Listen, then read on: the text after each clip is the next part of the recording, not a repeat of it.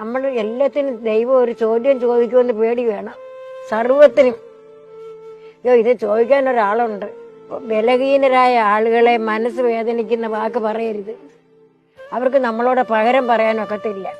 അപ്പം അവരുടെ ഹൃദയം നെഞ്ചു കിടന്ന് വേദനിക്കുന്നത് 3 ഇരട്ടി പ്രതിഫലത്തോടെ നമുക്ക് സമപ്രായക്കാരോട് പറയാം. അവർ നമ്മളോടേയും പറയും, നമ്മൾ അങ്ങോട്ടും പറയാം. പക്ഷേ ബലഹീനരോട്, പ്രായം ചെന്നവരോട്, അറിവില്ലാത്തവരോടൊക്കെ ഒരു ബഹുമാനം കൊടുത്ത് ജീവിക്കണം. അങ്ങനെ വേണം. അല്ലാതെ ഞാൻ വലിയ ആളെന്ന് പറഞ്ഞാൽ ഒരു എല്ലാ മരത്തേക്കാരും ഉയരമുണ്ട്. നാളെ അതിൻ്റെ കൊമ്പൊടിഞ്ഞ് വീണാലോ ഉയരം അവിടെ തറഞ്ഞു പോയില്ലയോ.